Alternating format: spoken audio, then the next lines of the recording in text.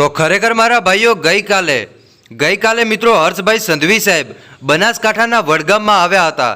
જિજ્ઞેશભાઈ મેવાણીના ઇલાકામાં આવીને ધમાકો કરી નાખ્યો ભાઈ. હા, ઇલાકો તમારો ને ધમાકો અમારો. એવી જ રીતે જિજ્ઞેશભાઈ મેવાણી મોટી મોટી વાતો કરતા હતા. જિજ્ઞેશભાઈ મેવાણી ઘણું બધું કીધું ભાઈ હર્ષભાઈ સંધવી સાહેબે, પણ હર્ષભાઈ સંધવી સાહેબ ઇલાકો તમારો ને ધમાકો અમારો. જિજ્ઞેશભાઈ મેવાણીના ઇલાકામાં આવી અને કાયદેસર ધમાકો કરી નાખ્યો. તમે જુઓ સાહેબ, અને જિજ્ઞેશભાઈ મેવાણી ક્યાં દેખાણાય નહીં, ક્યાંય ગાયબ થઈ ગયા ભાઈ. ઇલાકો તમારો ને ધમાકો અમારો ભાઈ. એવી જ રીતે ધમાકો કરી નાખ્યો. ચાલો તમને આગળ વિડીયો પણ બતાવું સાહેબ, તો વિડીયો તમે અંત સુધી જોતા રહેજો. આપણે વિડીયોની શરૂઆત કરીએ એની પહેલાં ખાસ કરી વિડીયોને એક લાઇક કરજો. ચેનલ ઉપર દર્શક મિત્રો પહેલી વાર જ આવો છો તો ખાસ કરી ચેનલને અવશ્ય સબસ્ક્રાઈબ કરજો, જેથી કરી અને આવનારા સમયની અંદર તમને આવા અનેકો વિડીયો મળતા રહેશે. હું છું તમારી સાથે અલ્કેશ મોદી. સ્વાગત છે આપણા બધા ભાઈઓનું અલ્કેશ ક્લિપ્સ યુટ્યુબ ચેનલમાં.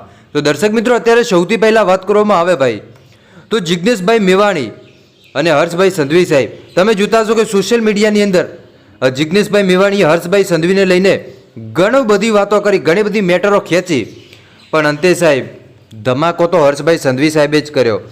અને જાહેર મંચ ઉપરથી નામ લીધા વગર એવા પ્રહારો કર્યા કે આખું વડગામ જોતો રહી ગયું કે ભાઈ ખરેખર હર્ષભાઈ સંધવી સાહેબની વાત જ ન થાય.